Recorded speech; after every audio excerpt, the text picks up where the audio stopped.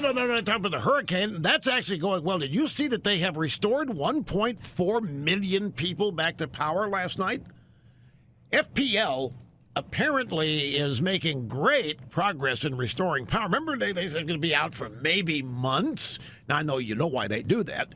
They do it on purpose. They get it back in weeks. It's wow, just like we're doing now.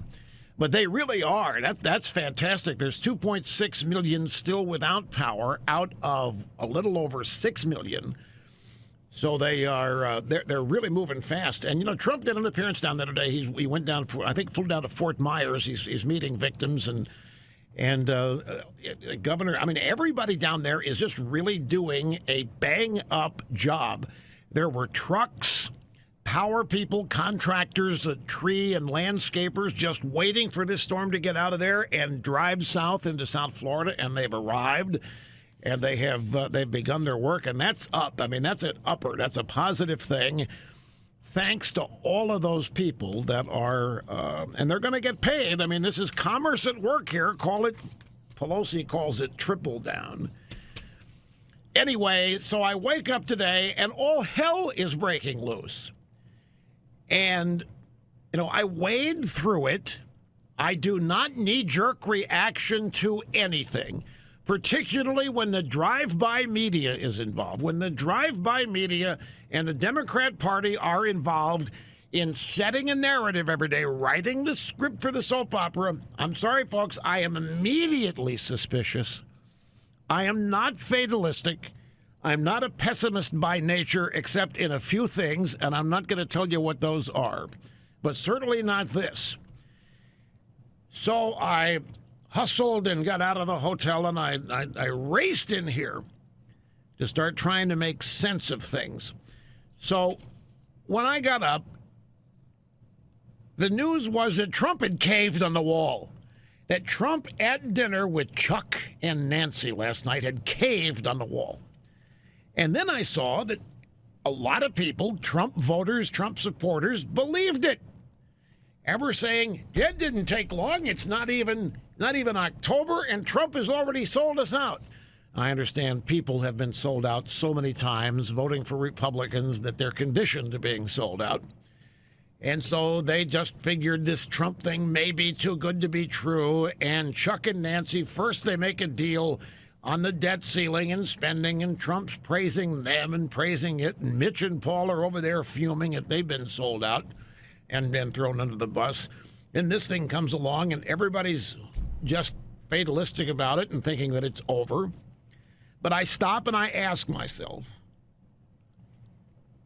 would Trump really do this? Does Trump not know how he would blow up the entire support base he has by making a deal with Chuck and Nancy and taking the wall off the table while granting amnesty to anybody? I don't care if it's children, if it's seasoned citizens.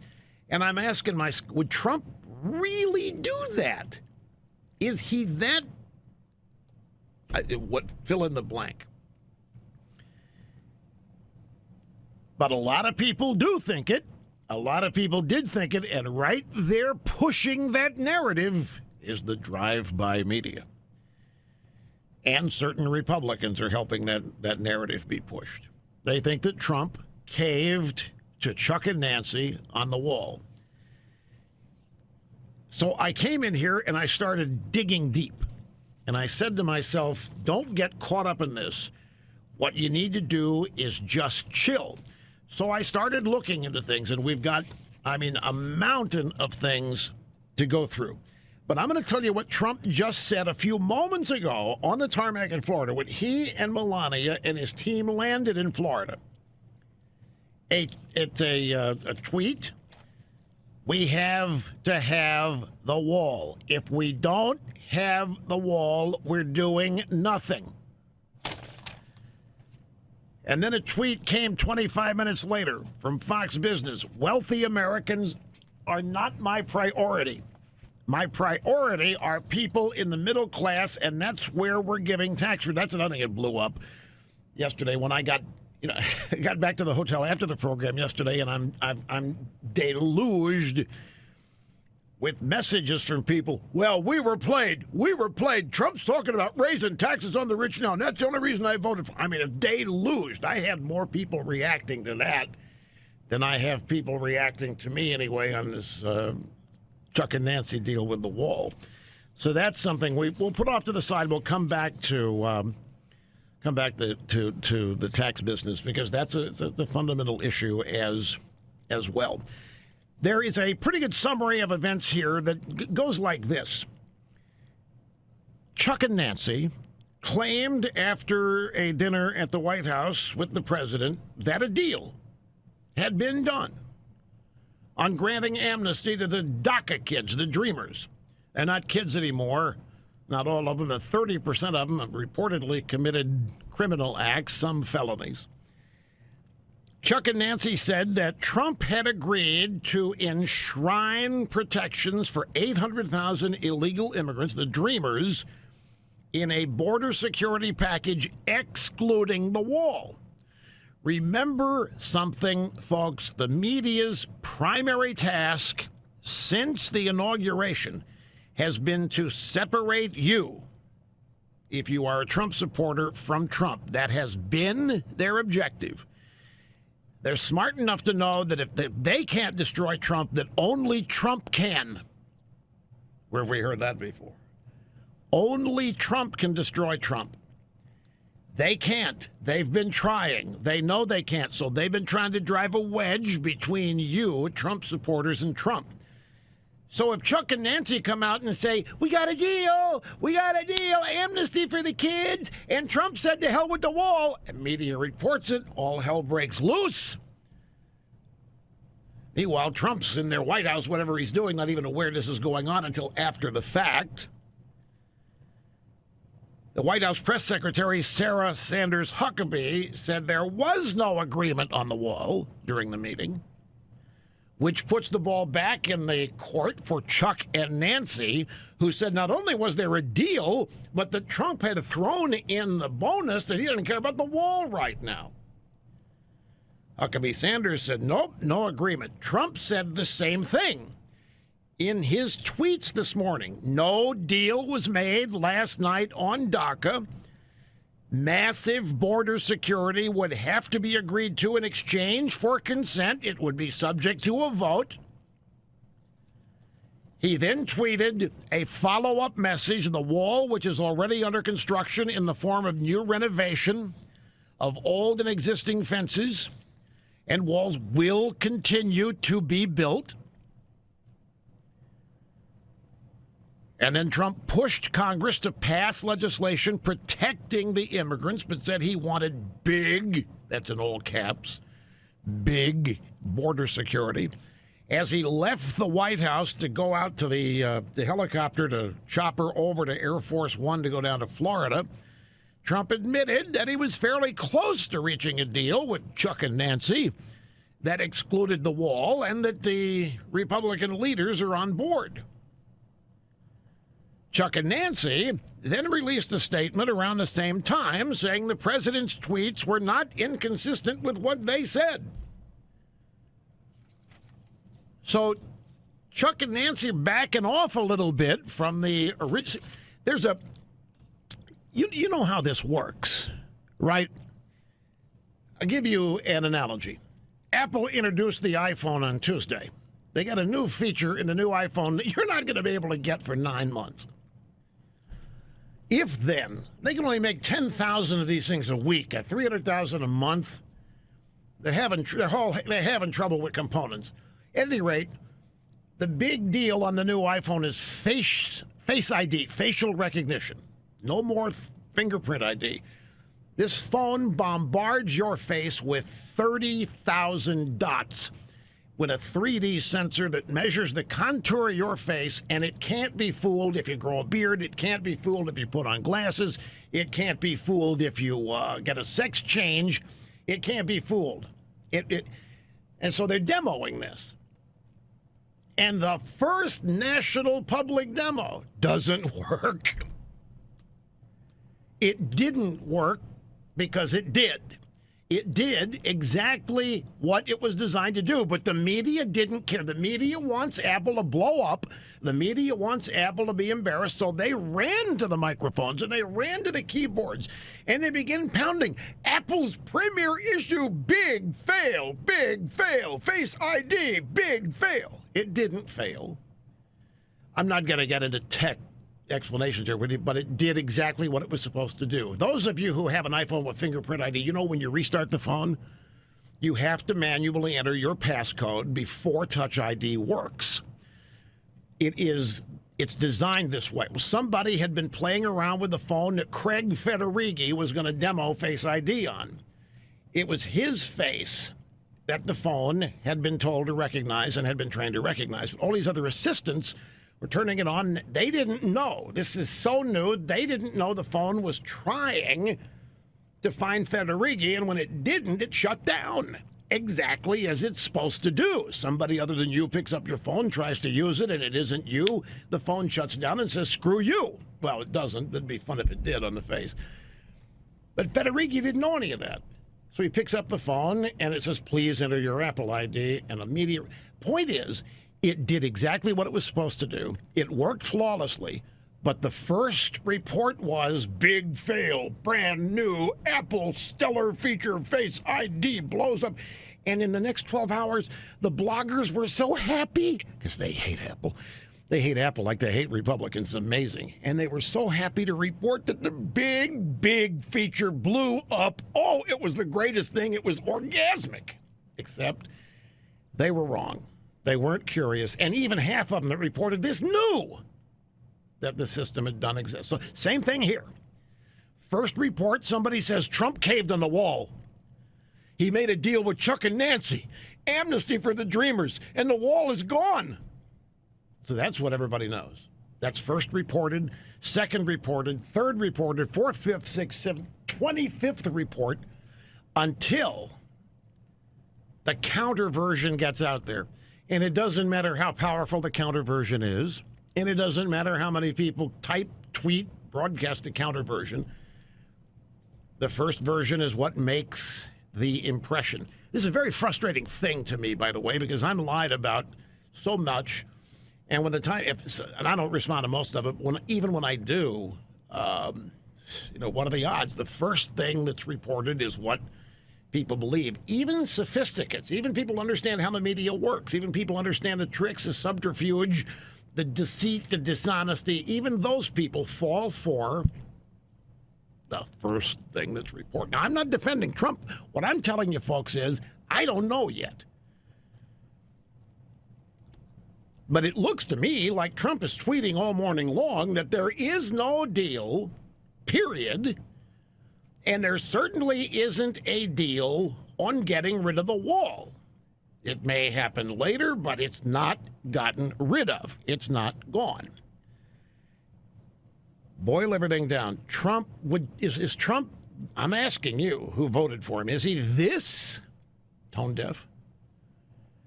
Is he this ignorant? Does he not know what got him elected? Does he? And I'm telling you, some of the staunchest Trump supporters are out there and they've jumped ship. Steve King from Iowa was talking about this is it. Trump's blown it. What the media couldn't do, Trump did, i.e. force his supporters to leave.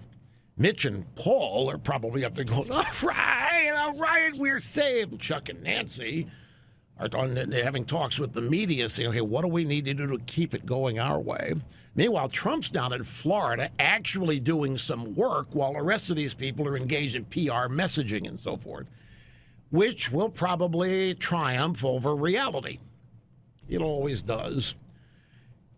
One of my major problems with media in general. So, here's Trump's tweet. No deal was made last night on DACA. Massive border security would have to be agreed to in exchange for consent, would be subject to vote. Wall, which is already under construction to form a new renovation of old and existing fences and walls, will continue to be built. And Schumer and Pelosi more or less agreed with Trump's take on the meeting. They had a joint statement that hit inboxes as Trump was talking this morning. President Trump's tweets are not inconsistent with the agreement reached last night. And as we said last night, there was no final deal, but there was agreement on the following. Oh, there wasn't a deal. But Chuck and Nancy said they had a deal and that Trump had caved on the wall or something. Somebody is, maybe they didn't necessarily alleged it and the media reported it. President Trump's tweets are not inconsistent with the agreement reached last night. Not inconsistent? As we said last night, there was no final deal. There wasn't? Well, America woke up today thinking there was. And that they're eating the excrement sandwich. And now Chuck and Nancy says, as we said last night, there was no deal. You didn't say last night there wasn't a deal, Chuck and Nancy. You led everybody to believe there was a deal and that Trump caved on it. But there was agreement on the following. We agreed the president would support enshrining DACA protections into law and encourage the House and Senate to act. What remains to be negotiated are the details of border security. That remains to be negotiated? Like the wall remains to be negotiated? Yes, what remains to be negotiated are the details of border security with a mutual goal of finalizing all details as soon as. So there's not finalized the details. Okay, a lot to digest here, folks. Just getting started. She said while DACA and border security were both discussed, excluding the wall was certainly not agreed to.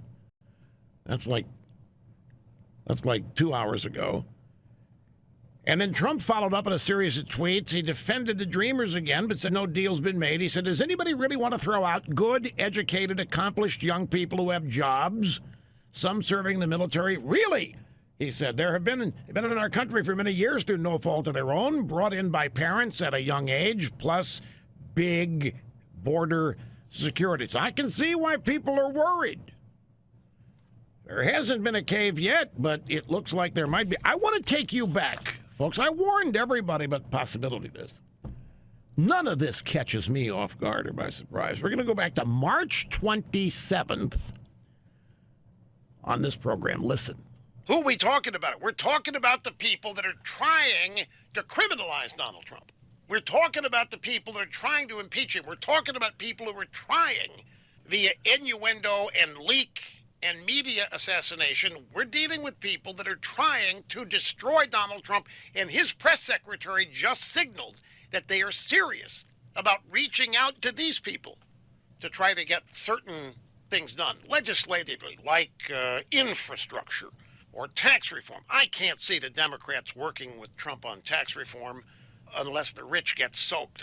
The thing about this that should be worrisome is that if this alliance happens, if they're not bluffing, if they're serious, and if my scenario gets close, it's not going to be the Democrats adopting Trump's agenda. It's going to be the other way around. That was back on March 27th. You have to go back, well, you can say that far back or not that far, whatever, March. And Trump was already getting frustrated with the fact that Mitch and Paul were stonewalling him. And he's already talking about working with the Democrats, Chuck and Nancy, back in March. And as I said, if he does that, it's going to be Chuck and Nancy's agenda and not his. So the concern that people have here, I can understand it. We'll be back. Don't go away. So welcome. It's the Rush Limbaugh program and the EIB network. I'm sure you know that. My voice among the most recognizable in the world. I didn't think it was necessary to tell you what you already knew. But here's the phone number, 800-282-2882. Daily Mail update. Trump gets off the plane on the tarmac in Florida, and he says that he expects funding for his border wall to pass when he's ready for it, or Republicans will become the obstructionists in Congress. He said, ultimately, we have to have the wall. If we don't have the wall, we are doing nothing. That's what Trump is reported to have said from the tarmac when he landed in Florida this morning. The president also denied that he was giving amnesty to illegal immigrants as part of an agreement that he's working on with Chuck and Nancy. He said, we're not looking at citizenship. We're not looking at amnesty. We're looking at allowing people to stay here. We're working with everybody. Republican, we're working with Democrat, but we're not talking citizenship. Look, folks, everybody knows we're not going to kick these dreamers out of the country. I know that a lot of people think that we should have no mercy here, and mercy is the wrong word. That if we're going to have border security, we're border security. If you're illegal and you're here illegal, you've got to go back and try to get back in legally. I understand that. But the reality is these are people that campaign for votes, and nobody wants to be associated with pictures that would certainly exist, even if they were fake. And they most likely would be. You know, of a bunch of... Can you imagine 150 pictures of that federal agent storming the home in Florida to kidnap Elian Gonzalez, send him back to Cuba? You remember that? A lot of people thought that agent should have shut up, left Janet Reno, should have left that kid there instead of sending him back to a communist country. What are we doing? We're sending a kid. Remember that reaction? Well, imagine if you see a picture after picture, video of that with a bunch of little kids, fully armed and body armor, federal agents grabbing 5-year-olds and 15-year-olds and throwing them in a paddy wagon and driving them to the airport and put on a C-130 for parts of...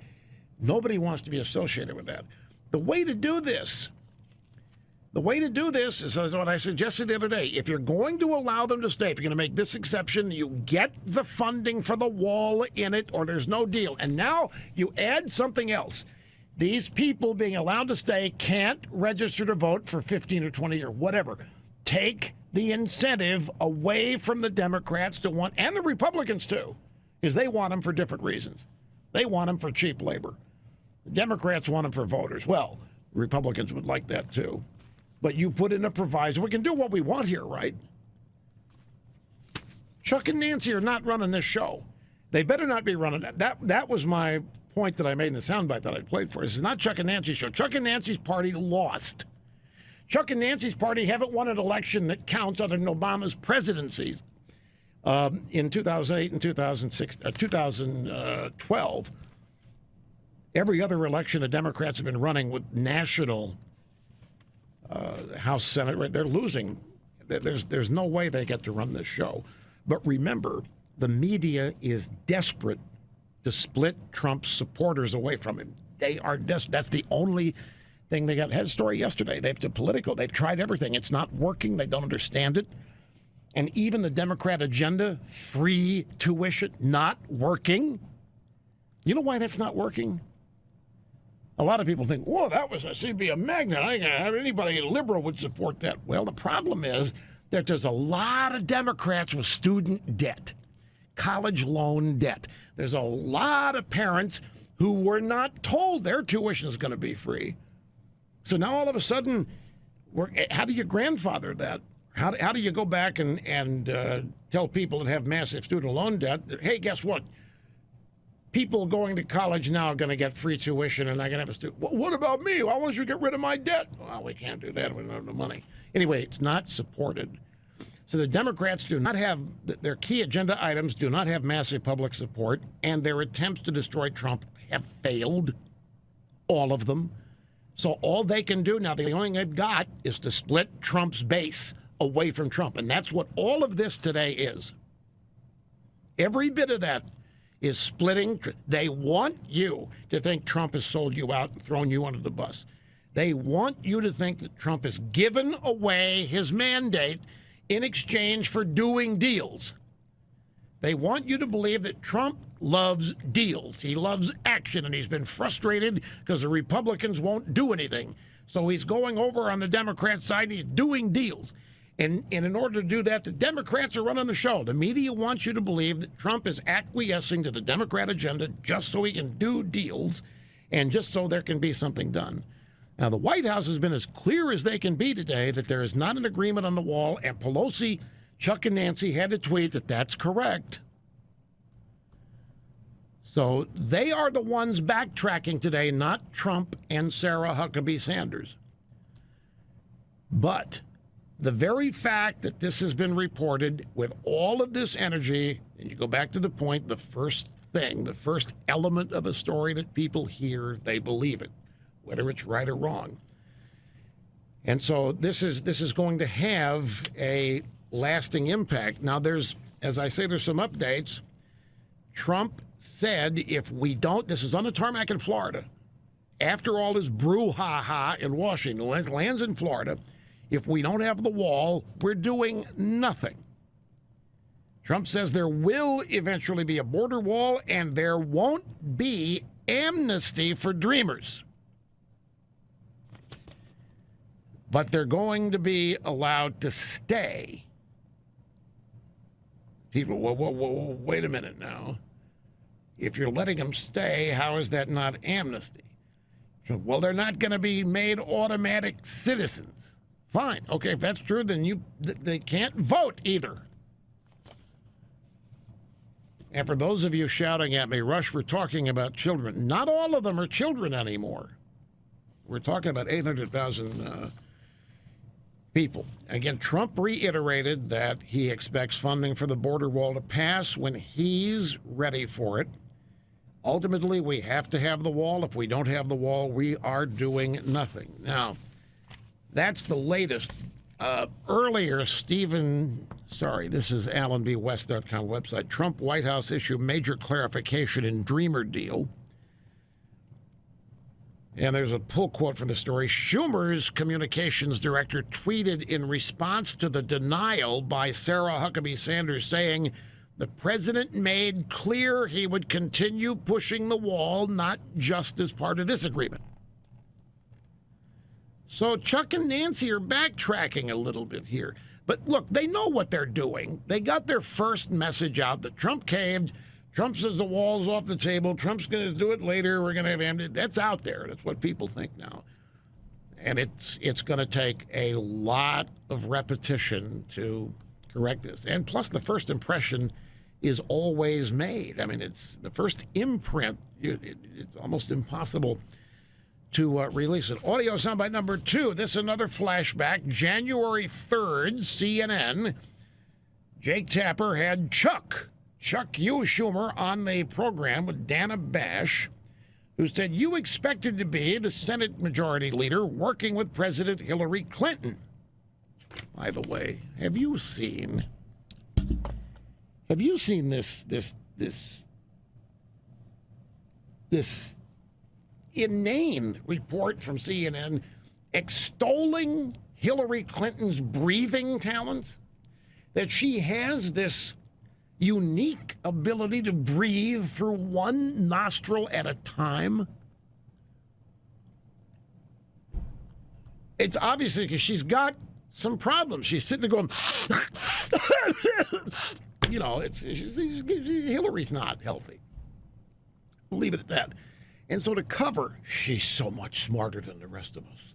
She's so much more talented than the rest. She has perfected one nostril breathing.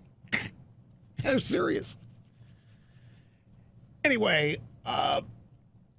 Dana Bash says, you expected to be the majority leader working with Hillary Clinton. Now you find yourself the leader of the opposition, and Trump's in the White House. Remember this, January 3rd, just before Trump's been inaugurated. How will you walk that fine line between when to work with Trump and when not to?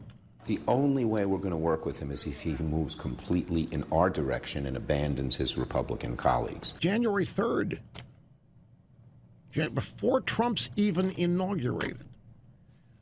And I remember him saying this. That's why it's on the soundbite roster. The only way we're going to work with him, exactly what I said back in March. 3 months after 2.5 months after Chuck Hughes said this. Now, here's Chuck Hughes. This is after the denial by Sarah Huckabee Sanders and after Trump clarified, no, there's no deal here and the wall's not gone. Here is Chuck Hughes Schumer on the floor of the United States Senate. We all agreed on a framework to pass DACA protections and additional border security measures excluding the wall. We agreed that the president would support enshrining the DACA protections into law. What remains to be negotiated are the details of border security with a mutual goal of finalizing all the details as soon as possible. While both sides agreed that the wall would not be any part of this agreement, the president made clear he intends to pursue it at a later time, and we made clear that we would continue to oppose it. If you listen to the president's comments this morning, Director Mulvaney's comments this morning, It is clear that what Leader Pelosi and I put out last night was exactly accurate. We're not for the wall. We'll never be for the wall. Yeah, but what you put out's not exactly accurate. We got Mulvaney here. We're prepared. We're ready to go, Chuck you, but we have to take a brief time out. By the way, have you noticed Trump's down in Florida, gets off the airplane and goes, oh, folks, you know what I just saw? I can't believe they're passing out bananas in the food tent. Trump and Melania and the team, they're passing out bananas. You know what this is going to lead to.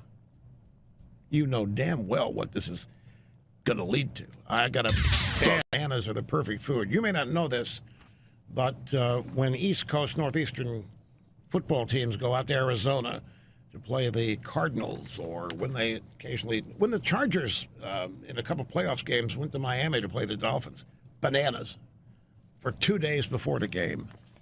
So it's actually a very smart decision. But you just know what some people are going to say, especially if there are a couple black people in line. You know exactly what they're going to say. I'm just warning you. What I was going to say about this, though, Trump's got off the airplane. He's down there with Melania, the whole team, Marco Rubio, Pam Bondi, Rick Scott, the governor. I mean, the Florida Power and Light CEO, everybody. There's such a good job. You just know that this is humming. You know this recovery. FEMA, the federal, the state, the local, the entrepreneurial efforts are all working together.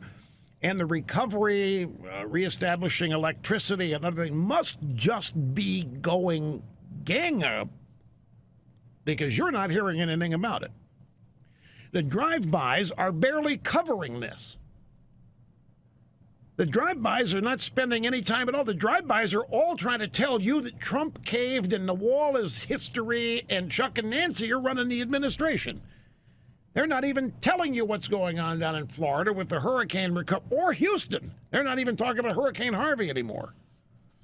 And if there was a gripe, if there was even one tiny gripe, they'd be all over it, because they can't wait to report that Trump doesn't care. They can't wait. They'd love to do what they did to Bush and Mike Brown, the FEMA director, after Katrina, but they can't, because there aren't any serious complaints. And if there were people, I'm being ignored. They walked right by me and didn't give me a banana. If there was any of that going on, it'd be the biggest story of the week. The drive-bys have been salivating, hoping to write that Trump's blowing the hurricane recovery effort. And you can't even find a story on it, which must mean it's going gangbusters. Okay, so Chuck Schumer, in a statement on the floor of the Senate, we all agreed on a framework, passed DACA protections, additional border security measures, excluding the wall. We agreed the president would support enshrining DACA protections into law. What remains to be negotiated?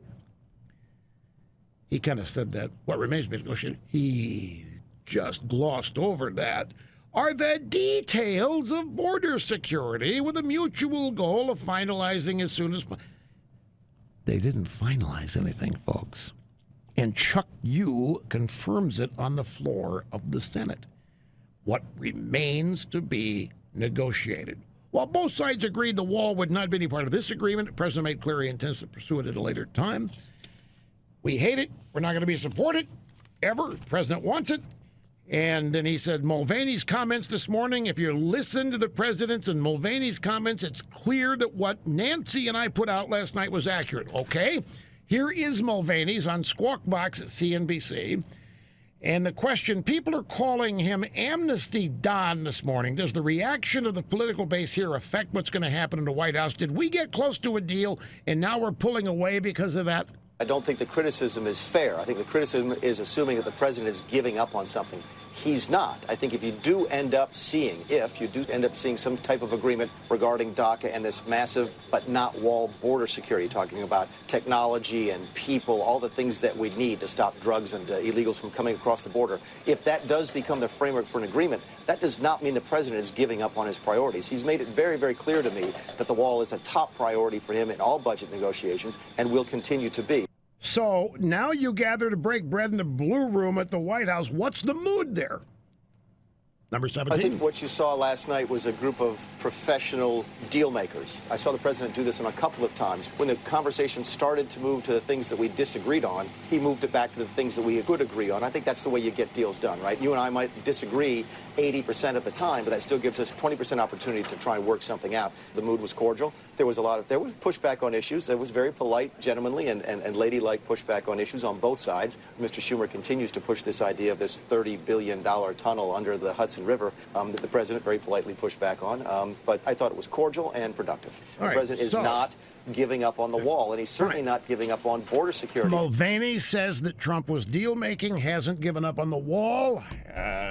Do with that what you will. Happy to have you here. The telephone number is 800-282-2882. Let me look at the call roster up here. We have some calls that people want to weigh in on this. And I always try to get calls in on the first hour, but I was not able to squeeze any in. And people, I want to hear what you think. I want to hear what you Trumpers think of all this. Because I'm going to tell you, folks, I don't want to throw any names around out there, but there were famous big name, Fox News people that are big-time Trumpers who were tweeting that it's all over, that Trump sacked everybody, that Trump's played everybody, that Trump screwed us, that Trump's let... And that was part of my wake-up call today. So I had to hustle in here and try to make sense of everything that did indeed happen. It was continuing to unfold. Even after I got here. So that's what the first hour was an attempt to put all of this in perspective and before rendering an opinion on it. Because I'm just telling you, I don't trust the drive-bys, and I'm continually amazed at the number of people who do, despite knowing what their mantras are, despite knowing what their objective is. There isn't a Trumpist around who does not know that the media is trying to separate Trump supporters from Trump. And judging by some of the tweets I saw today, it's not hard for the media to do that. And psychologically, look, Republicans are like battered... Should I even mention that?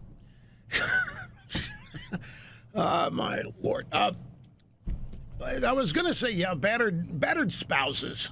Because, it goes both ways. Like battered spouses. It's inexplicable.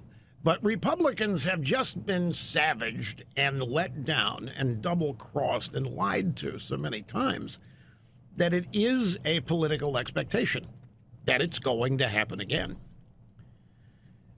Now, there are many extreme wacko leftists who think the same about their bunch.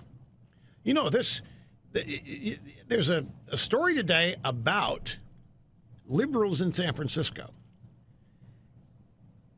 Now, common sense would say, based on the way the drive-bys have been covering things, common sense would say that the left would be livid with Chuck and Nancy because this guy, Trump, is a pig.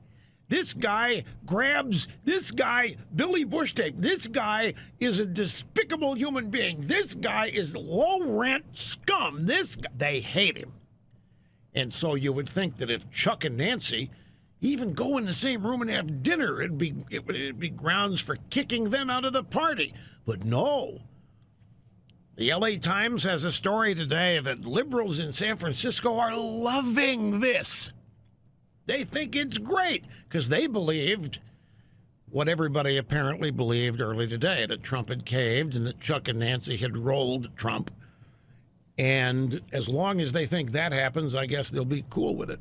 So the only group of people feeling betrayal today or did feel betrayal are Trump supporters. Now, Chuck Schumer, I saw a story at the Week, the WEEK. It's a website. And the headline, Chuck Schumer caught on hot mic basking in Trump's adulation. I said, what is this? So I read it.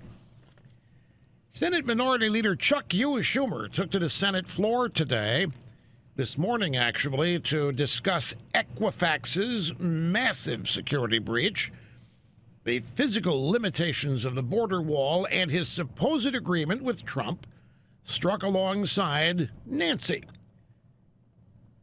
But before he officially took to the floor, Schumer bounded into the Senate chamber just after a speech by Mitch McConnell and took a minute to talk to a colleague.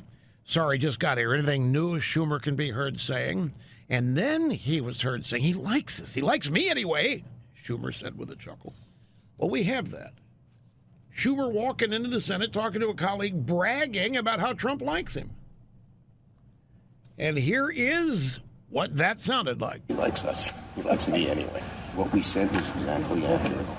Here's what I told him. I said, Mr. President, you're much better off if you can sometimes step right and sometimes step left. If you have to step just in one direction, you're boxed. He gets that. Were you able to hear that? Okay, so this is Chuck. It's a hot mic. It's like when Obama was caught telling Dmitry Medvedev, tell Vlad to be patient. We'll get rid of our nukes after I win re-election, and I'll have more flexibility. That was in 2012, right before the election.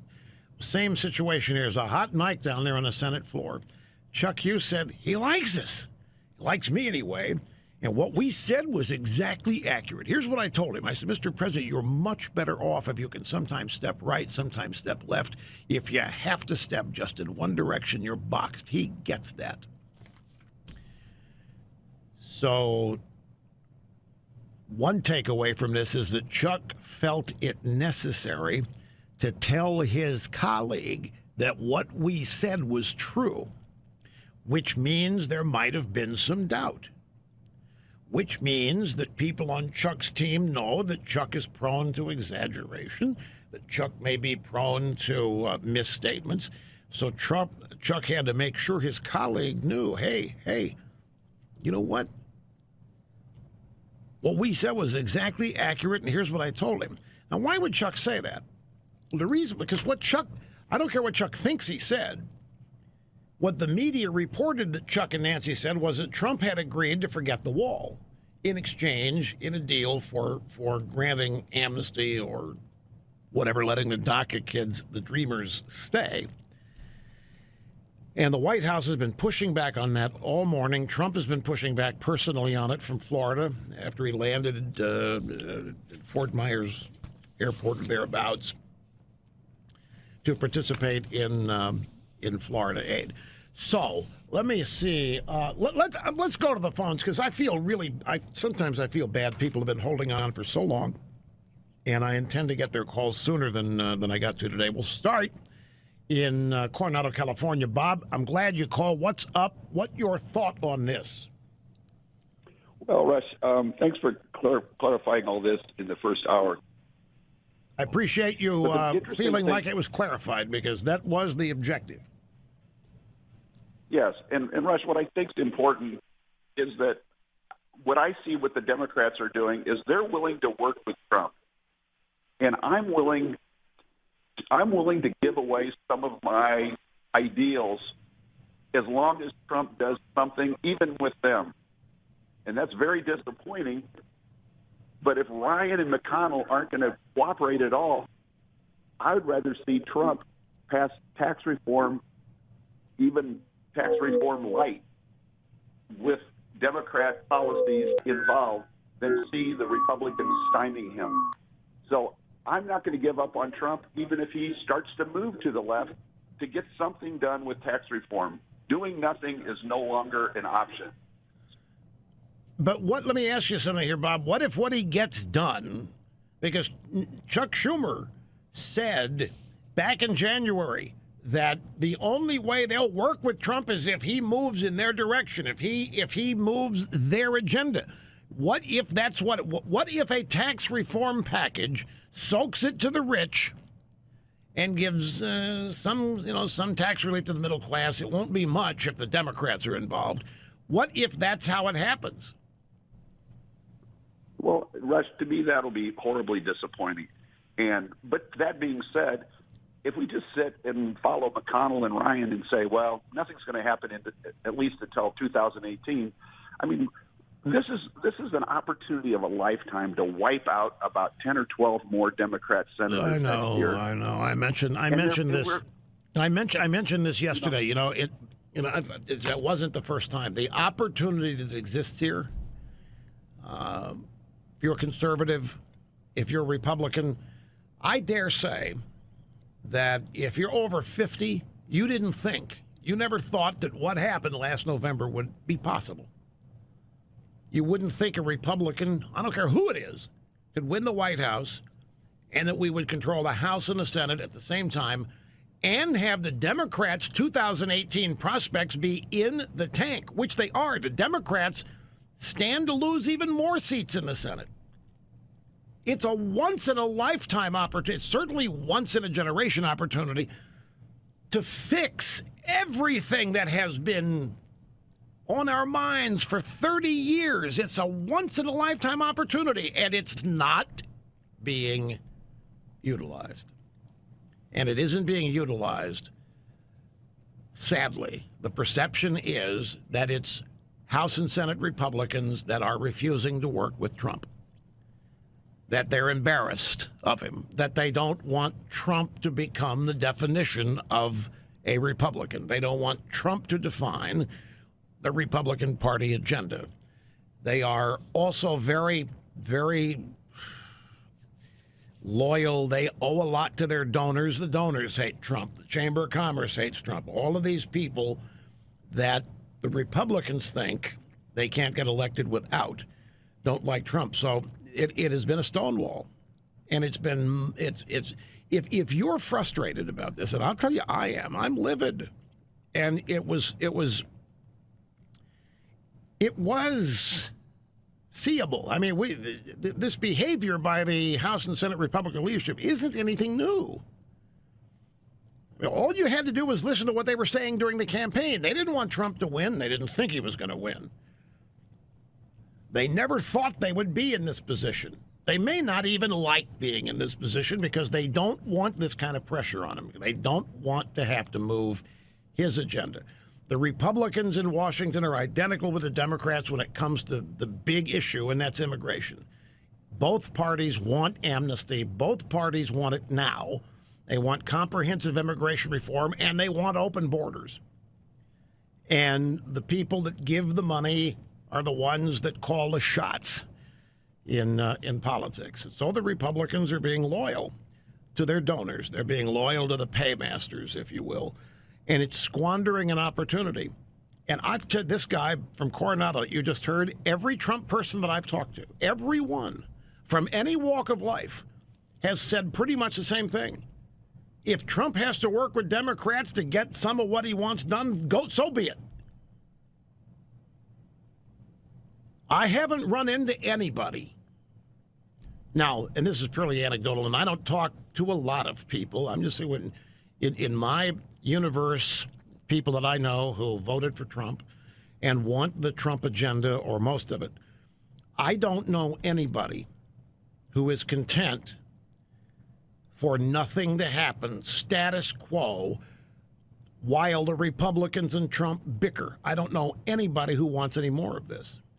Trump was elected again. He's probably the biggest mandate to do things of any recent president because of the specifics of his agenda and his campaign. So many times a day he announced what he was going to do. So he was elected, he won, therefore he's got a mandate.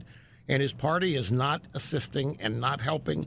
And they're even violating promises they made for 7 years on the repeal and replace Obamacare. So, and I'll bet you there are a lot of Trump people out there who if he has to work with Democrats to get what he wants done, then so be it. I mean, even when Trump did the first deal with Chuck and Nancy on expanding the debt limit and talked about extending a debt limit forever because it was such a good thing, Trump did. And there were a couple other elements in that first deal with Trump and Chuck and Nancy. I had people saying, you know what? I'm talking about rock-ribbed, lifetime Republicans who said to me, I love Trump sticking it to Mitch and Paul, but I'm not sure I like it being done this way, meaning doing deals with Democrats, Chuck and Nancy on expanding spending, expanding government. But the anti-Republican leadership sentiment among people who want Trump to succeed is palpable. And I think people are fed up with everything being static, no movement, nothing happening. They're fed up with every attempt that Trump makes to move it forward being thwarted by his own party. And so the Democrats have come along, and Chuck and Nancy have made it look like, hey, we're willing to work with a guy. Hey, and we'll help him get what he wants, but it's got to be what we want. And that's where we are right now. So they struck a deal. Chuck and Nancy go out there, tell the media, hey, we got rid of the wall. Trump's joining us here on the DACA cases. We got rid of the wall. They report that. Everybody believes it. Then Trump and Sarah Huckabee say, nope, didn't happen. Now everybody's wondering because everybody believes the first thing that they hear. We'll get back to the phones when we come back. Don't go away. Back to them. Welcome back. Rush Limbaugh, the EIB Network. Ken in Marble Falls, Texas. How are you, sir? I'm doing fine, sir. It's an honor. Thank you. I'm glad you called. Thank you very much. Wait. Hang on. Ken, hang on just a second. I know. Certainly. We don't. I appreciate it. I just got a soundbite. Paul Ryan says there's no deal. There is no deal. Now, this is interesting because Ryan, the Republicans run the Congress. And all this has been going on without him. Here's Trump. And Chuck, you and Nancy, we got to deal with Trump. There's not going to be a wall. We're getting the Dreamers. And Ryan and McConnell said, we run this place. So Ryan went out there today, weekly press briefing, Q&A. Mr. Speaker, have you asked the president to at least check with you before he makes an agreement with the Democrats? There is no agreement. The president and the chief of staff called me from Air Force One today to discuss what was discussed. And it was a discussion, not an agreement or negotiation. We need border security and enforcement as part of any agreement. I think that's something the Democrats are beginning to understand. Okay, no deal. The guy that runs the House of Representatives finally spoke up. Hey, I called the White House to find out what's going on, which means they didn't call him. Is that right? Is that what he said here? No, they called him. He said the staff called him. Okay. Can you imagine you're these guys? And all this, you get up too, like everybody else did, and you find out Chuck and Nancy are saying that Trump threw the wall away? And you call Mitch, you know anything about this? No, I don't know anything about it. Lane, do you know anything about it? No, Mitch, I don't know anything. Paul, do you know it? No. Any Republican know anything about this? No. So does that change what you were going to say, Ken? No, actually, I believe that those of us that voted for President Trump because of who he was will not be dissuaded by the media or those that think they voted for him just to vote against somebody. I truthfully think he will drain the swamp, and he's showing people that the swamp has nothing to do with party affiliations. He's showing both sides have no core beliefs, and they'll turn on a dime on anything.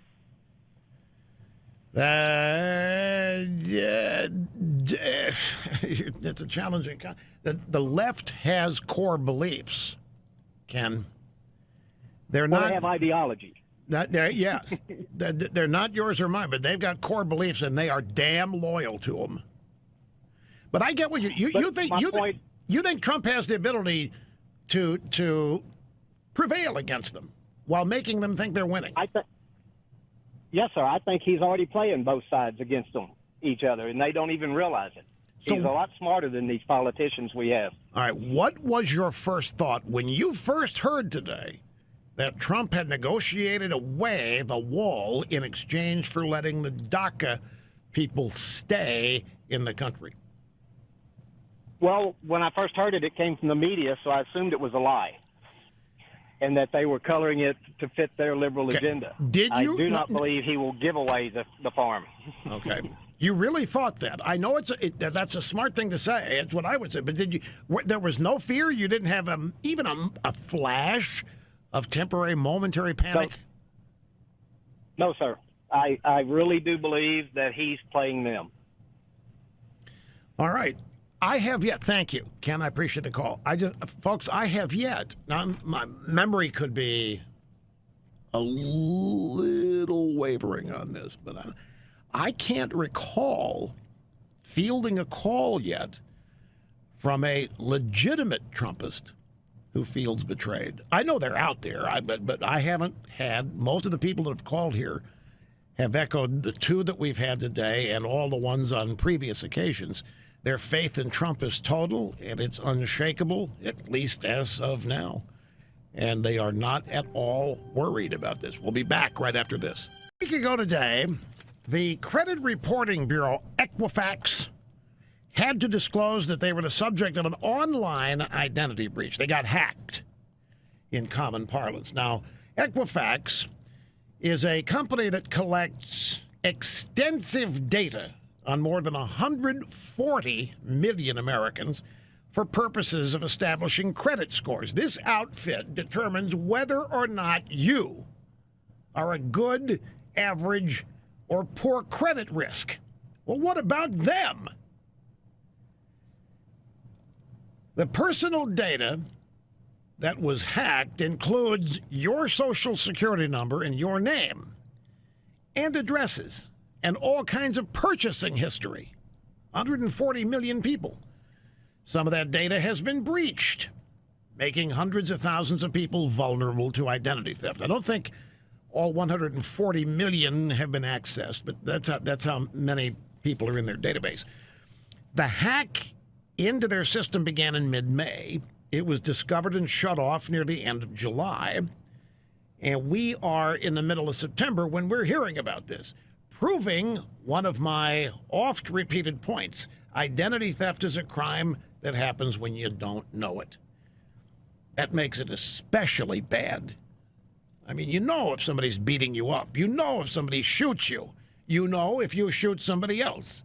You know if somebody robs you. But here you don't until the next bill. And that makes what comes next really, really important.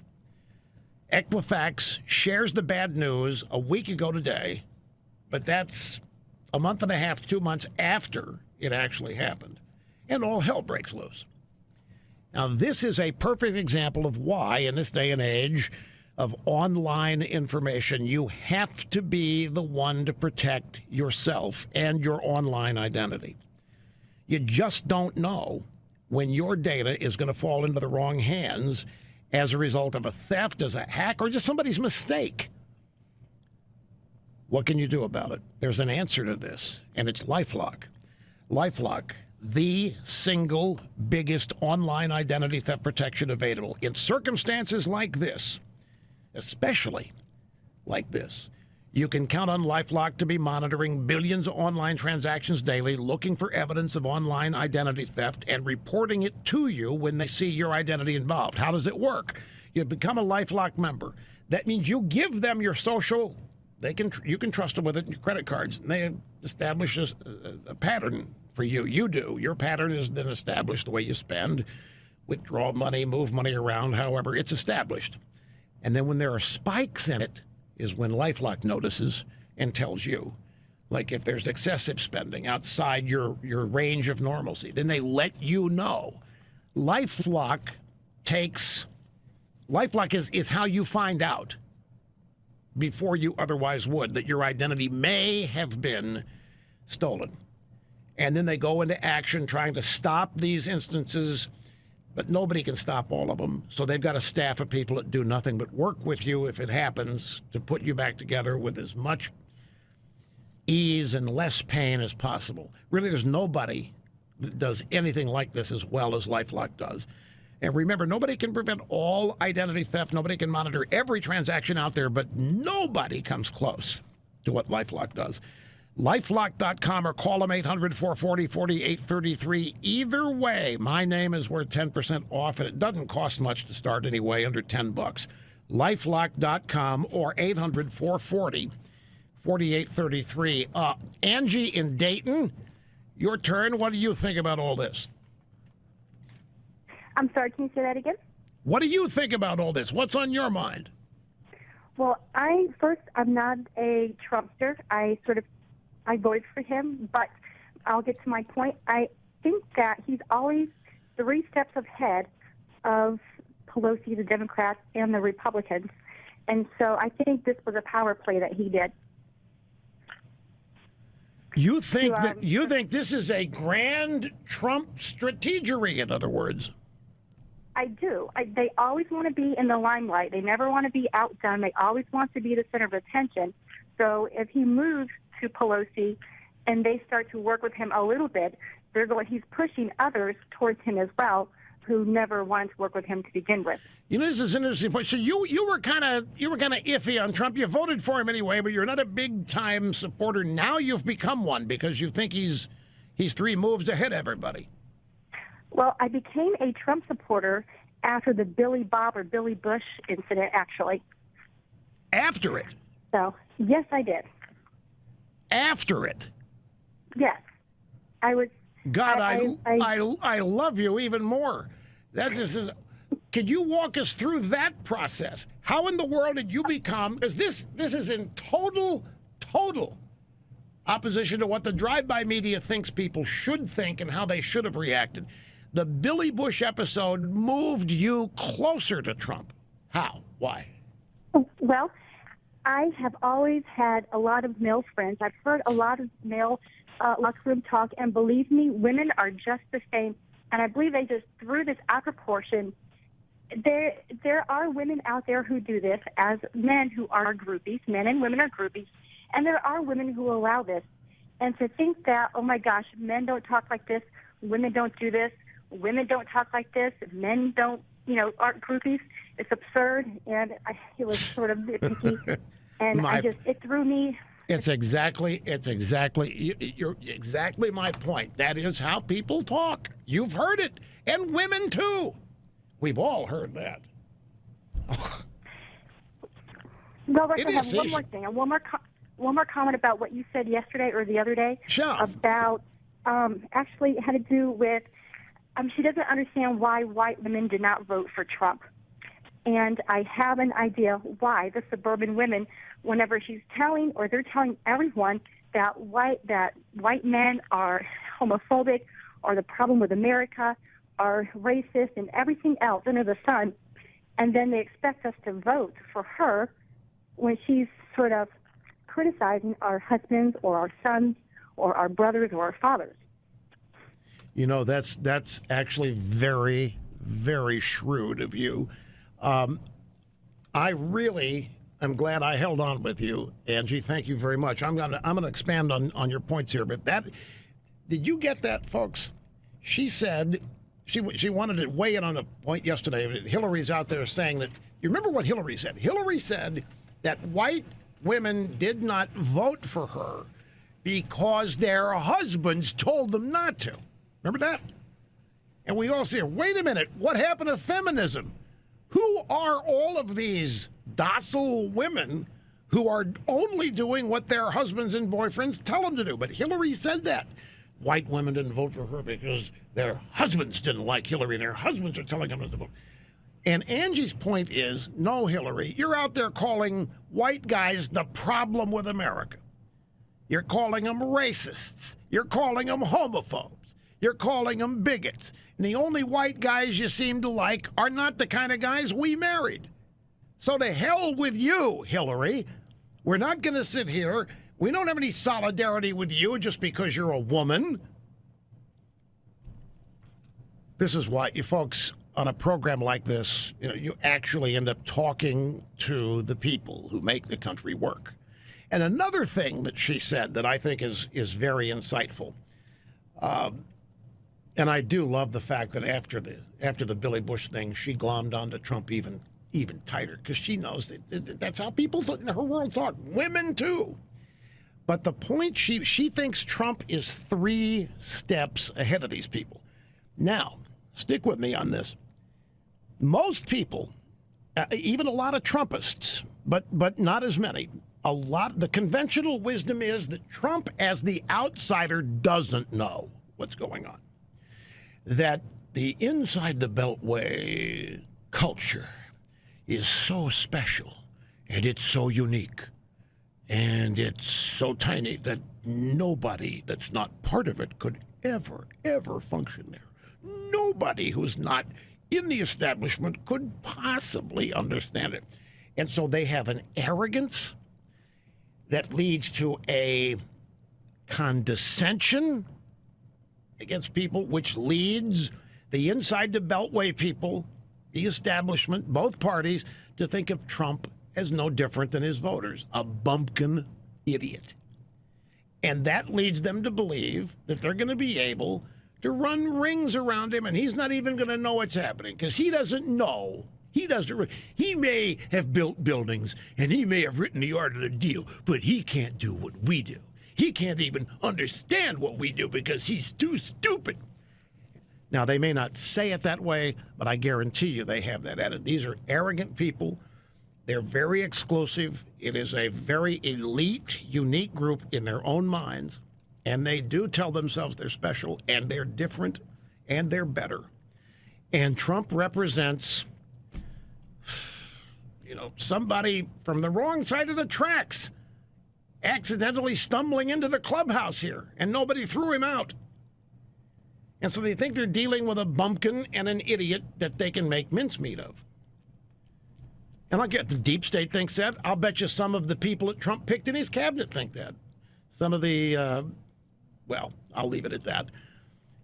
And that leads them to believe. So you have that belief, they do, this overall belief that Trump's out of his league, essentially. So Chuck and Nancy go to the White House for dinner. And the immediate belief they have is, they're going to smoke him. Oh, this is not even a fair fight. Trump didn't even know what's coming. Whereas Angie just said, in her opinion, it's Chuck and Nancy that don't know what's coming. Because it's Chuck and Nancy that have never dealt with somebody like Trump because they're the ones living in a cocoon and they're the ones who don't know what life is really like in the business world. And I guarantee you they don't. Business people to Chuck and Nancy are donors. Business people to Chuck and Nancy are the golden goose. They'll never run out of money. We'll keep taxing them. We'll keep asking for donations. But Angie's view is that Trump, as a real guy who's done real things and done them very well, can run rings around them, but is not going to make it look like he does because part of the trick is to play dumb, out of place, or what have you. The point is, she has complete faith that whatever's going on here, that it's Chuck and Nancy who are being suckered. They just don't know it yet. I wouldn't be surprised if a bunch of Trump people have that view. And remember, she was not an original Trumpist. She was dragged kicking and screaming to Trump after the Billy Bush tape. Is that not fascinating? I just love that. Audio soundbite number 4. We need to hear from Nancy in all this. This was this morning on Capitol Hill. Nancy Pelosi held her weekly press briefing during the Q&A. A sycophantic reporter said, "Do you trust the President of the United States?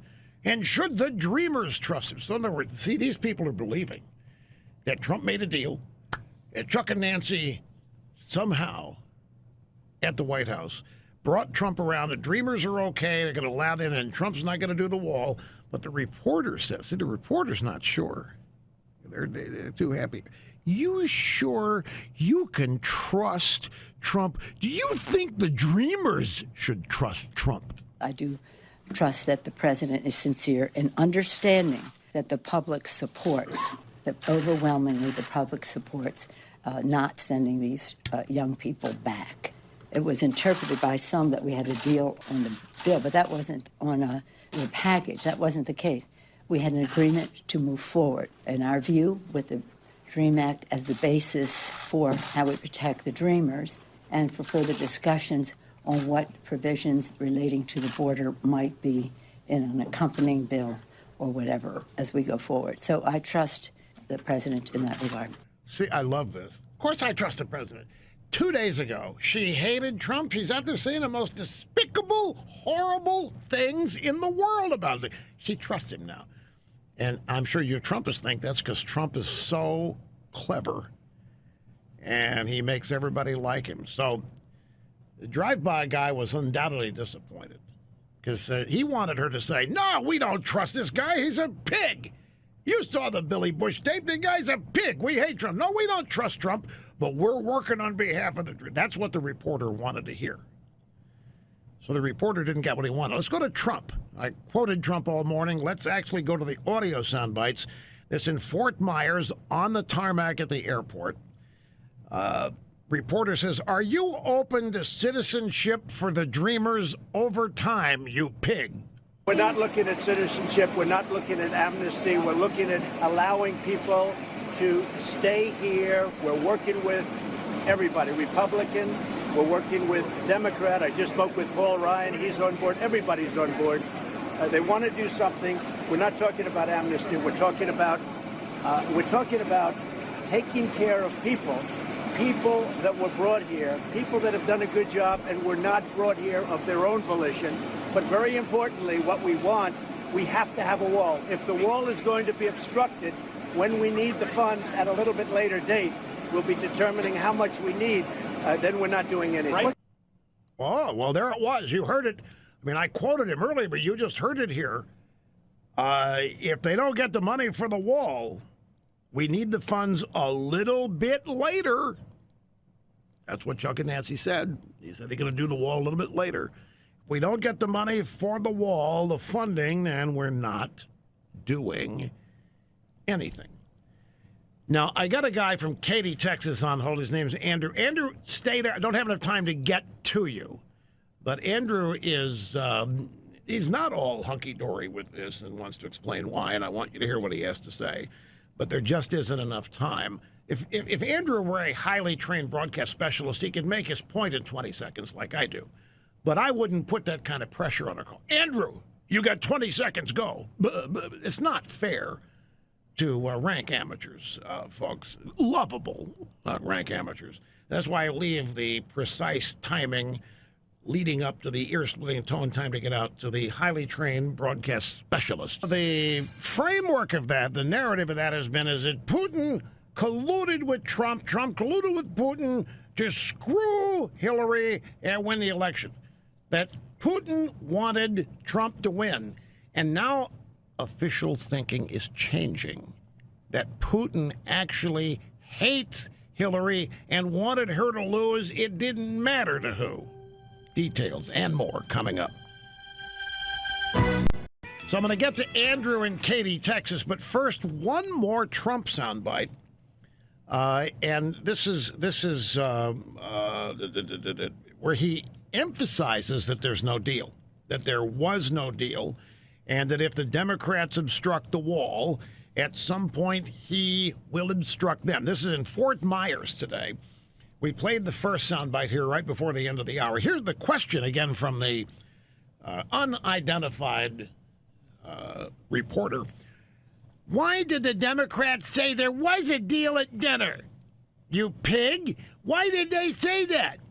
And you also hear some unidentified female reporters, and they just get in on the act here in Trump's answer. But see, here's what happened. AP puts the story out, and AP just doesn't run and watch. AP's in 4,000 newspapers, and thus 4 million websites. And the reporters all wanted it to be true. They want the story that Chuck and Nancy rolled Trump. So they reported, well, why did the Democrats say that there was a deal? See, the reporters think that Chuck and Nancy said they had a deal. And Chuck and Nancy are backtracked. No, we didn't say, well. So anyway, here's Trump's answer to this. There was no deal, and they didn't say they had a deal. In fact, they just put out a statement. They didn't say that at all. No relief for DACA recipients unless you get the wall? Is that what you're saying? The wall, at some point, they're going to have to. They cannot obstruct the wall. The wall, to me, is vital. If I don't get the wall, then we will become the obstruction. What has to come first, wall and agreement on the wall? We have to have an understanding that whether it's in the budget or some other vehicle, in a fairly short period of time, the wall will be funded. Otherwise, we're not doing any deals. I don't know how it could be any more clear.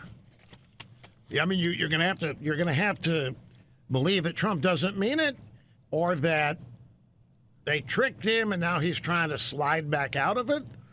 But he even protected them in this answer. The reporter says, well, why did the Democrats say there was a deal at dinner then? Trump said, they just put out a statement. They didn't say that at all. So, you know, Trump's defending them, at least their accuracy of what they said. And then the info babe said, no relief for DACA recipients unless you get the wall. Is that what you're saying? And Trump, well, you heard it. You made it explicitly clear here. So here is Andrew in Katy, Texas. I'm glad you waited. What's happening, Andrew? What do you want to say? Hey, Russ. Thanks for taking my call today. I appreciate that. You bet. And so I just had a question for you. You were alluding to a lot today in regards to the wall. Well, and Andrew, Andrew, could you slow down just a little bit so I can hear you or understand you? Yes, sir. Okay, slow down just a little bit. Start Yes, again. sir. So yeah.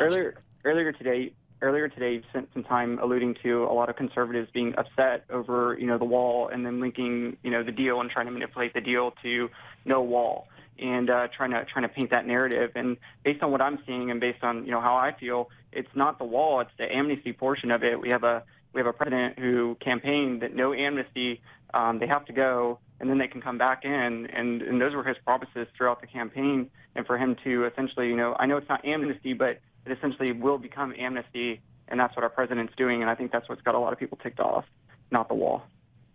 Okay. Now, he's explicitly said there isn't going to be amnesty. But you think that's a distinction without a difference, because if they're being allowed to stay, if they're not going to be deported, then you think they need to be deported. You think that's what he told you he was going to do during I'm not necessarily saying that they should be deported. I'm just saying, if we control the House, we control the Senate, control the Supreme Court, control the presidency. Why are we even talking amnesty in the first place? That really shouldn't even be on the table. And if you want to build a border wall, that's great. I live in Texas, and wait. A lot of people here. Wait a minute. No, there is an answer to that. It's not going to be what you want to hear. But I agree with you. We run the House, we run the Senate, we run the White House. Why is amnesty even a word coming out of anybody's mouth? The reason is because the Republicans won't work with Trump on anything. You know that. And Trump, right. And so, but it does matter to Democrats. I agree with you there. The Democrats are the ones that put amnesty out in the public domain. Well, I completely agree with you there, but what I would say is, use the bully pulpit of the presidency, or fight for midterm elections. You don't necessarily have to get a wall in your first year of the election and concede something like amnesty, immediately. I just think that's just a terrible deal, and I think that's why a lot of people are ticked off, because we were promised the exact opposite essentially. And I don't think a lot of people, like you said, the imagery of doing something like that is not going to be positive, but.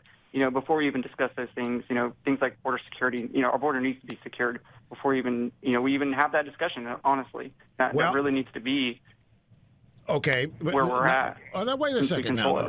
On the subject of border security, it is. The border is being beefed up every day, and it has been since Trump took office.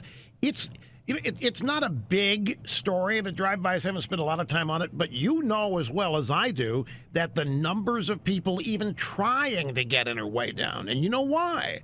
It's because the people who would otherwise be trying to get in know full well the attitude of the current administration, which is not tolerant. Obama welcomed the world in. The Democrats welcomed the world. Come on in. We know we're the reason you're poor, and we know we owe it to you, and we know that America really should be your country. Come on in. Well, Trump, all during the campaign, no amnesty, deport, no, we're going to have a wall. The message got out, and the numbers of people trying to get in are down dramatically. There's already therefore some major improvement in the overall situation, and it's been brought about by one thing, and that is the simple enforcement of existing law. The Border Patrol has been beefed up, and Trump has given them marching orders. There are areas of the border that have a fence built, and those areas are being built up. But the overall numbers of people coming in, there's already vast improvement in the circumstance, just with the threat, just with the realization that the border isn't open any longer. And you have to factor that in. I mean, everybody's aware of that. Trump is aware of that. Believe me, the Democrats are.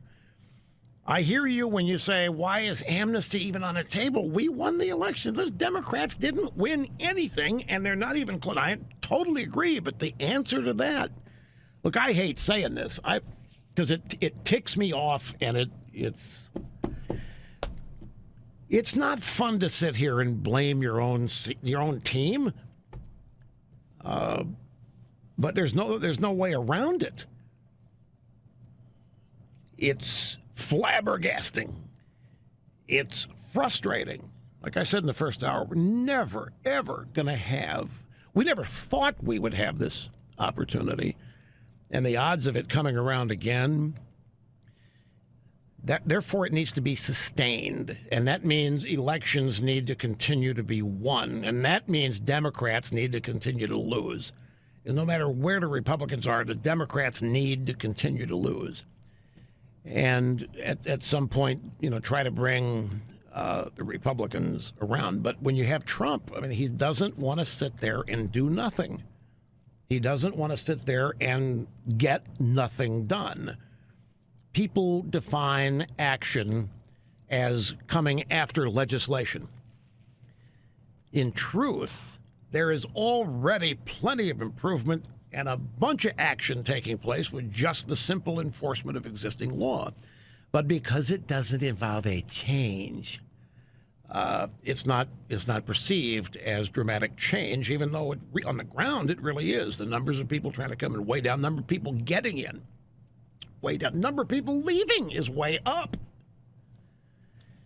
And so you have that on one hand. On the other hand, you've got official Washington that's not happy with any of that. I've not ever heard Trump say that he is for amnesty. In fact, grab soundbite number 5 again. This is I'm just going to play, maybe one half of this, Mike. So stand by for the stop the tape. Reporter says, "Are you open to citizenship for Dreamers over time?" We're not looking at citizenship. We're not looking at amnesty. We're looking at allowing people to stay here. We're working with everybody, Republican. We're working with Democrat. I just spoke with Paul Ryan. He's on board. Everybody's on board. They want to do something. We're not talking about amnesty. We're talking about taking care of people that were brought here, people that have done a good job and were not brought here of their own volition. Stop the tape. It's a perfect definition of the Dreamers. They're kids. They did come of their own volition, a lot of them. I mean, the sneaky little truth here is part of these kids, a great number of them, are the ones that parents put them on the trains down in Central America, El Salvador and Guatemala, and sent them up here unaccompanied. Because the door was open.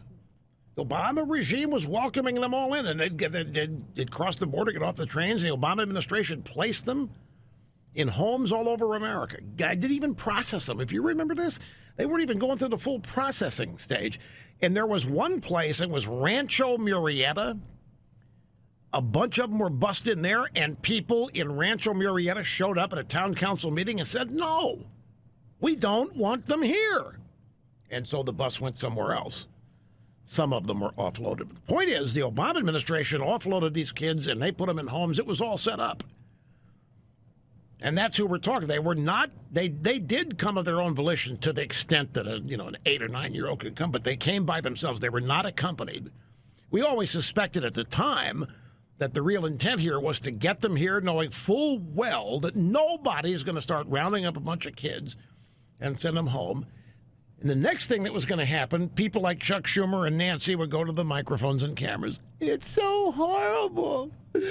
All these brave children braving the crime and the heat and the weather and coming in these horrible conditions in those freight cars with a bunch of cattle and cattle poop.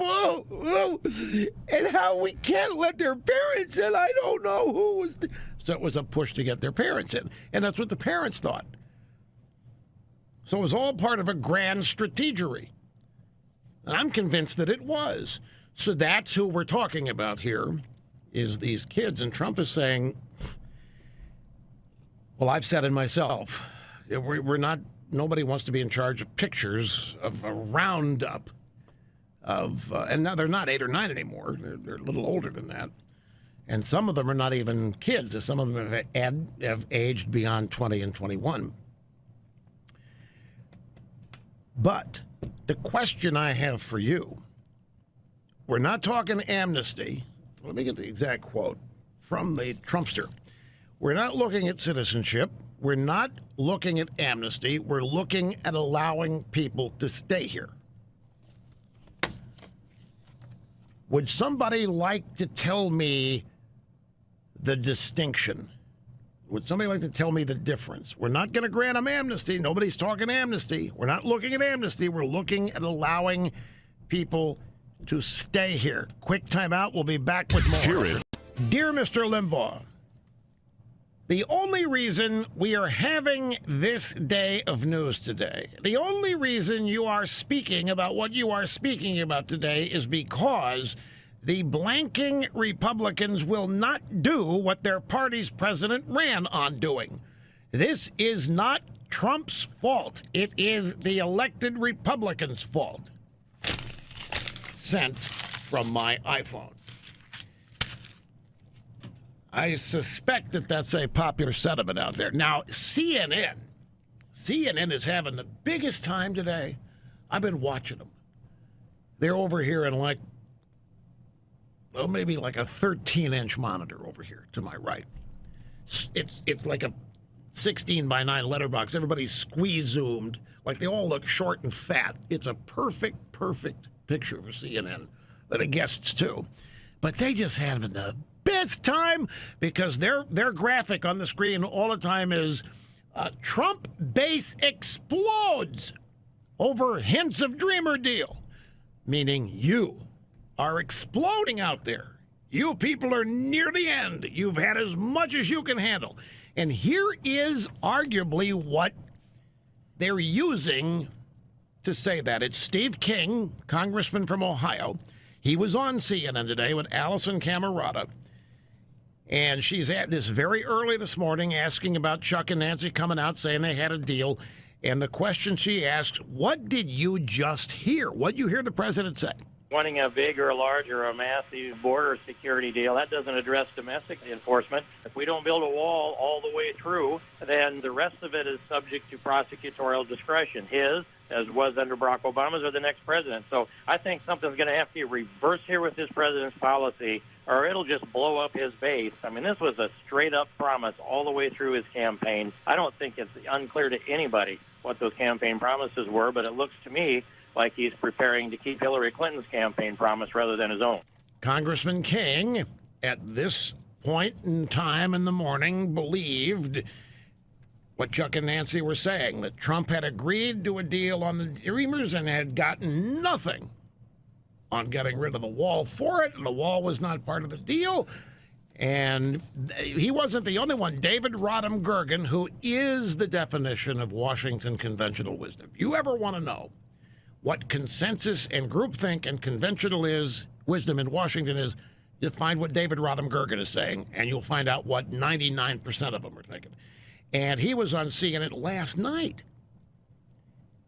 after Chuck and Nancy came out after dinner and started chortling about how they rolled Trump and they got what they wanted and a wall and so forth. Here's what Gergen said. I think there'll be a lot of Republicans look at this and say, this guy may cut a deal, but he gets rolled in the deal. I mean, he gave up the wall and he gave up DACA, and what did he get back in return? We don't know yet, but I can't tell you it's going to be very much. It's going to be some more enforcement. Obama did that.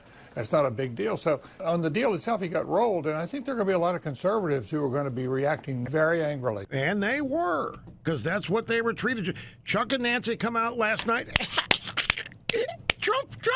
Trump gave us the Dreamers, and there's no wall. We told him he could take his wall and put it where the sun don't shine. He agreed. Then AP runs their story, so Steve King says, this is not what he said he was going to do. This is Hillary Clinton's promise. And Gergen comes out there and says, he got rolled. So that's what everybody woke up to. And that's why, and me too. But since the drive-bys are involved, I'm sorry, folks, I just never, ever do I accept anything. I don't care what. If it's football, if it's the space program, if it's anything, I automatically do not believe it. Not ever. I mean, I don't care what they write about some local issues and all that, but I'm talking about this kind of stuff, national issues of great. I do not believe. New York Times, Washington Post, AP, CNN, ABC, CBS, I do not, and they're all the same. If you miss one of those, doesn't matter. You miss ABC, watch NBC. It'll be the same thing. If you miss the Washington Post, go to the New York Times. It'll be the same thing. We have time? Maybe. We'll try it here. This is Tammy in Naples. Hey, Naples. Tammy, it's great to hear from you. How are you doing? Trump was just up the street at the mobile home park, but I called to say that my whole entire family, my brother, my husband's family up in Pennsylvania, we all love Trump. We all trust Trump. Half of us don't even pay attention to the things he does because we know that he has a plan. And I don't think for 1 second he's ever going to lose that base unless he did something really out. He's kicking out the criminals. There's less people coming in. Nancy, Tammy, time is short. I need to ask you a question. Have you ever trusted a politician before like you trust Donald Trump? Not for 1 second. I just sounds like it. I know. Just 100,000% for him, and so is everybody I know. I'm sure there's people, but the ones who really know that he loves people, and I really believe he loves people, and I really believe he sincerely tries to want to help people. All right, Tammy, and thanks. Go ahead. 10 seconds. Go ahead. Oh, I said if the Democrats had treated him nice from the beginning, he would have been working with them from day one. That's a good point. Good point. And got to go on that one. But she said something. We got to talk about this because this is why the media thinks that you Trump people are a bunch of cultists. People don't trust politicians like that, and yet a lot of people will profess blanket trust for Trump. And inside the Beltway, that's foreign behavior. They don't understand that. They don't understand that kind. They had that kind of faith in Obama, and they had that kind of faith in Bill Clinton. But people having it in Trump, since they think Trump is a bumpkin to begin with, that anybody who has blind faith in Trump's got to be an even bigger bumpkin. But I'm not the one calling Trumpists the equivalent of a cult. The drive-by, some of them do as a means of not having to deal with you seriously. There's also something else that is not a big deal, but it's quite noticeable and obvious to me. And it's a little hypocritical and it's a little contradictory. Here we have all of these Republicans in the House and the Senate, not all, but a majority, who for 7 years ran on repealing and replacing Obamacare. And they promised 7 years. When it was time to reelect, time to campaign, promised. A promise to get rid of it. They even passed legislation. They voted in the House and Senate for legislation to repeal Obamacare, and it got sent to the White House, and Obama vetoed it. They knew he would veto it, but they passed it. They passed it multiple times, more than 3 times, and they sent it up to Obama, and it got repealed, or it got vetoed. Now they run the House, they run the Senate, and they can't come up with a bill. Isn't it amazing? They can't come up with a bill. After 7 years of promising, after 7 years of actually succeeding in writing bills, now they can't come up with. So they haven't kept that promise.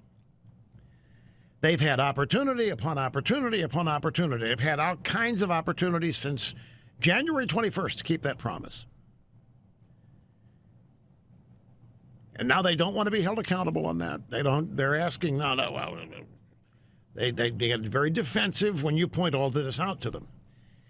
But look at a mere suggestion in the drive-by media, fed by a couple of Democrat hacks, that Trump's not going to build a wall.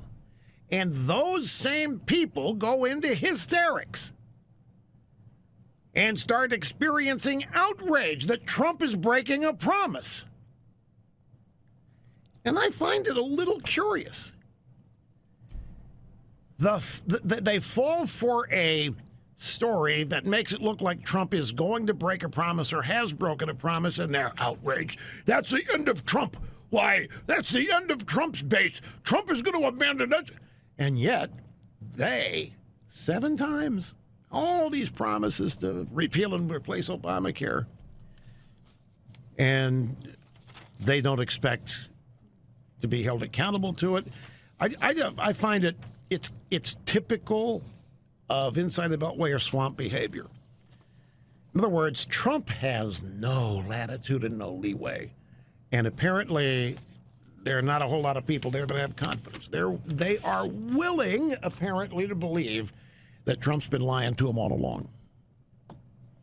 While, if you want to characterize it this way, how many years have they been lying to voters about their intentions on repealing and replacing Obamacare? Who's next? Donna in Frederick, Maryland. Your turn. I'm glad you waited. Welcome to the EIB Network. Hi, Rush. My pleasure.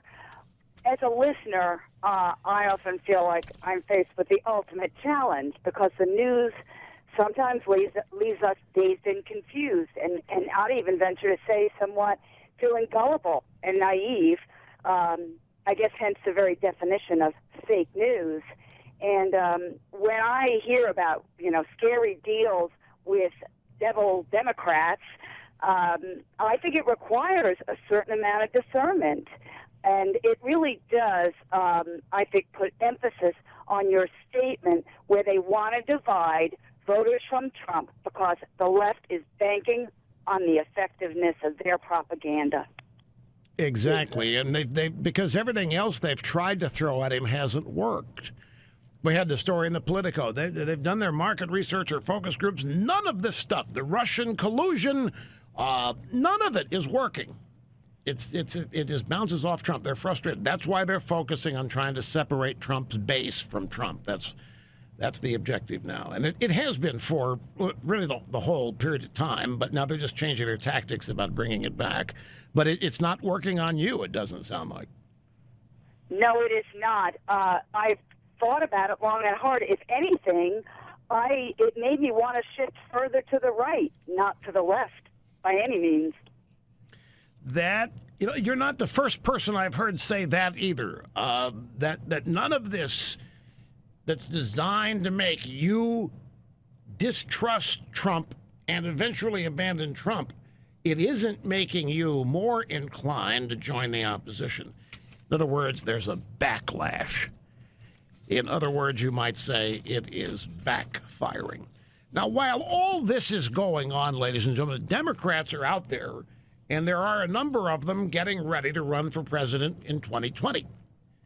And they're taking polls on this already, and many of them are very serious about it. We have one of the first snapshots of how it's going out there.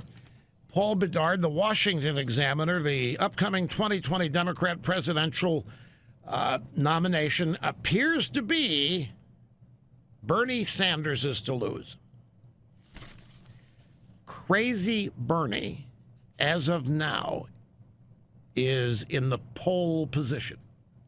Is Crazy Bernie 80? Is he 80 years old or close to it? If he's not, he's going to be by 2020, and he may be now. So the Democrat front runner, everybody acknowledges, Crazy Bernie is 80 years old. 76. See, I knew it. Even when I think I might be wrong, I'm right. I said he'd be 80, certainly by the time 2020 came around, 79. Close enough. This is a poll that comes from Zogby. It's the Zogby Analytics survey. Sanders has a huge lead over Elizabeth Pocahontas Warren. This is the Harvard professor who made up the fact that she has some Indian blood in order to qualify as a minority, in order to get hired at Harvard. And people said, you have Indian? She said, look at my high cheekbones. That's how you know. She said it, not me. She doesn't look like she has any Native American blood. But she claims that she does, so that's why we affectionately call her Pocahontas here. Crazy Bernie leads her, and then Vice President Joe Biden is I guess in third place, and he's also, former Vice President Biden. He's in his 70s. Nickname here is Plugs, as you well know. But Crazy Bernie is the early favorite. Do you know who the dark horse is? I mean, I know this is tough. It'd be easier if I gave you names and you could multiple choice select. But in this poll, there's somebody showing up with enough support that surprised the pollsters to make them do a double take. Who do you think that is? I'll tell you who it is. It's Mark Zuckerberg, the co-founder of Facebook. You know who's dead last? There is somebody dead last in this, not Zuckerberg. The guy who is dead last in this poll is the punk, Terry McAuliffe, the governor of Virginia, who has inexorable close ties to the Clinton mafia. He was part of it. The media loves him. They love the punk. They love Terry. Because Terry McAuliffe, when he was in the war room of the Clinton days, was every bit as brutal a fighter as Carville and Begala and Stephanopoulos. I mean, he was in the political sense, was vicious. Now he's the governor of Virginia, and I will guarantee you, he has to be stunned to know that he's in last place. In his mind, as a successful quote-unquote governor, he ought to be in the top tier, and he's not. Just 1% in the Zogby poll, and I know it's early. These polls don't mean anything except as a picture of things as they stand now. They give no indication who's going to eventually get the nomination. It's impossible. There's no snapshot today that can tell you anywhere close. But as of right now, 1% of Democrat primary voters say that they support Terry McAuliffe. Here are the actual numbers. Bernie Sanders at 27%, Joe Biden at 17%, Pocahontas at 12%, Zuckerberg at 7%, Senator Kamala Harris. She's considered to be a savioress. She's the radical left thinks that Kamala Harris is the answer. She is at 6%. Kirsten Gillibrand, senator from New York, 3%. Fredo Cuomo's brother, Andrew, is at not 3%. He's the governor of New York. Senator Amy Klobuchar from Minnesota is at 1%. And there's the punk, Terry McAuliffe, bringing up the rear. Tim Kaine didn't make the list. Is Kaine running? I didn't remember Kaine's running. The I. Anyway, that's the list in the Zogby poll. Bernie Sanders, the front runner of the Rush Limbaugh, being the official family videographer. When our family got together when we were kids, my dad was the photographer. He loved Pentax cameras, and he had these DSLRs. He learned to. And he had the tripod. And whenever the whole family got together, he urged them, got them together, make sure they posed and was taking candid shots. And it got to be irritating. It got to be, Uncle Rush became one of the family jokes. Oh, no, it means Uncle Rush is going to bring his tripod and his Pentax. But he loved it. I remember I gave him Polaroid, one of the hot shot Polaroid Instamatics one year for Christmas, and he was just blown over by it after I'd moved away to Pittsburgh. Now, in my family, I'm the computer expert. I'm the guy, and beyond my family, anybody has a tech question, consumer-oriented, I'm the guy people come to. In your family, I'm sure there's somebody like this who is the family videographer. You're gonna use the camera to take video of the family so we can have it for posterity. And this has been for the longest time. It may be that you have a lot of family videos that are on formats that you don't play anymore. You can't. VHS, Betamax. You've got them. You've kept them. It's family memories. But you have no way of airing it anymore because nobody has a VHS machine or a Betamax. And plus, you've got probably a lot of still photos, single photos that you took to the 1 hour processing place in the mall, and they've piled up. But you look at everything now on your computer. Your computers are digitized, your pictures are digitized and everything. But you've got all this stuff from the old days. Do you know that you can have all that digitized now and have it immediately accessible? All those old family Super 8 movies, VHS tapes, Betamax, that you haven't seen in 20 years. And probably some of these still shots, and your family members haven't seen them. It is easy. Now, there's an outfit out there called Legacy Box. It's practical. It's easy. They will send you the box, the Legacy Box. You put all of these memories in there, your Betamax, your Super 8 film, VHS, still shot, whatever you want that you have, you put it in there and you send it back to them, and they will digitize it. They'll put it on a DVD or a thumb drive, whatever you say you want. And it takes, depending on the size of your stuff, it takes about 2 weeks. And they keep you informed regularly of the process. Once you get it back, you can copy it for everybody else in the family. It's easier to search it. It's much easier to look at it all now because everybody has a computer. It really is. You could do it yourself, but you couldn't do it nearly as fast. You couldn't do it yourself because you wouldn't want to take the time. That's what Legacy Box does. And I'm telling you, it's fabulous to be able to go back and look at old home movies and videotapes that you haven't seen in a while. Maybe you've got a movie collection that's on VHS that you want to dub. You can do all of that.